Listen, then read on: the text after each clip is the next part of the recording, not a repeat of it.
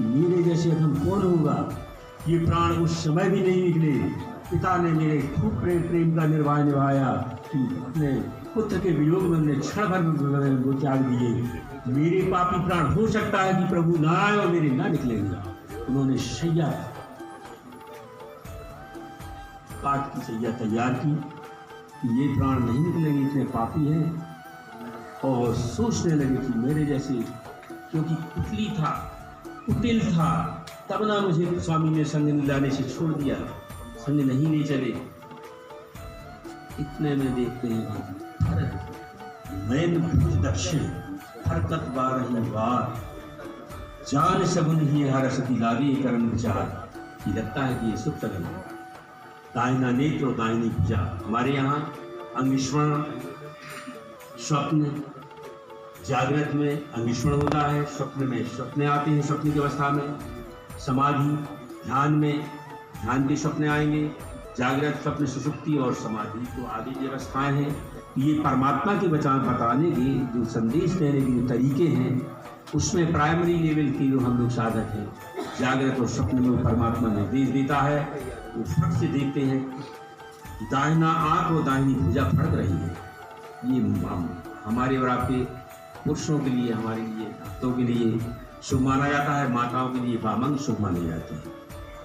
आप खोलते हैं, सामने भगवान राम कहते हैं कि देखो हनुमत, जल्दी जाओ तुम। उस पगले का कोई भरोसा नहीं है, कोई ठिकाना नहीं है। अगर एक क्षण देरी हुई वो चल जाएगा। हनुमान को पहले भेज देते हैं। उस समय का जो जीवन वहां से चला होगा, आज हम आप समाधि देख रहे होंगे।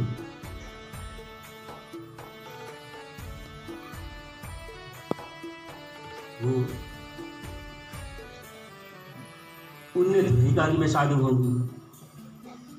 अपने स्वामी के प्रति माता सीता तो चली गई, लेकिन हमारी माता श्री उसी परिवार में, उसी घर में कैसी रही होगी जब उनने देखा स्वामी जी कैसे रहते होंगे, क्या खाते होंगे जंगल में।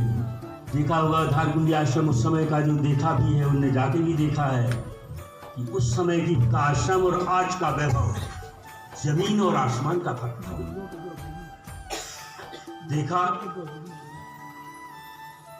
उस समय की उनकी जो तपस्या शुरू हुई है, जमीन पर लेटना, 7 दिन में हो सकता है कि 1 या 2 दिन भोजन, कितने उपवास।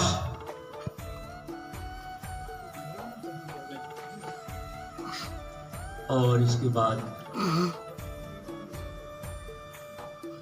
ये तो तपस्या घर की थी जहां उनकी तपस्थली थी, और उस तपस्थली में आज भी वहीं से उनका हम लोग जो लाए थे, बीमारी में यहाँ आई थी,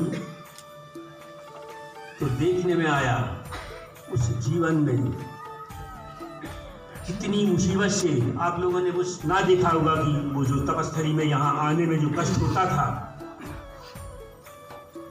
खेतों से पैदल चलकर, बरसात में देखते थे तो आधे पैर गड़ते थे। मैं एक बार गया हूँ,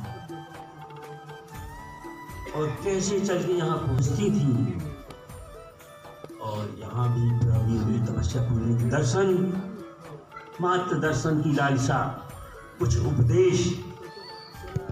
मैं भी साधु से जोगाई, साधु से आगे उन्होंने अपना जीवन तक प्रभु तो वहाँ करते रहे, लेकिन वो तपस्या उन्होंने यहाँ जो की है, कितना अनुशासन जो धारकुंडी महाराज जी के वहाँ रहा होगा, उससे हो सकता है लोग बाहर जरूर देखते होंगे। हमने देखा, मैं तो रहा हूँ 81 से, मैंने देखा है। मैं दावे के साथ ये कह सकता हूँ कि मेरे समान कोई युद्ध को नहीं जानता होगा।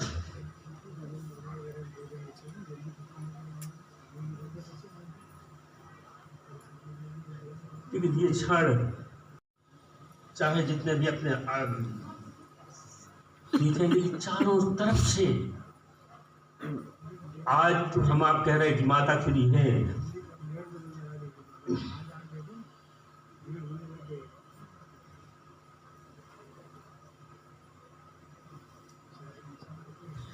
उनका जो बलिदान है ये तो मेरे समान शायद भगवान गुरु महाराज जानते हैं, बाकी समाज नहीं जानता है। वो तो माता सीता को भी लगा सकता है। इन सब संघर्षों के बीच में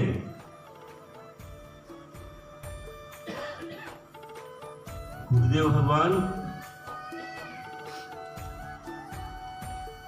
साधारण अगर विभूति होती फेल हो जाते, माता सीता अगर साधारण नारी होती, भगवान राम अगर साधारण कोई मानव होते,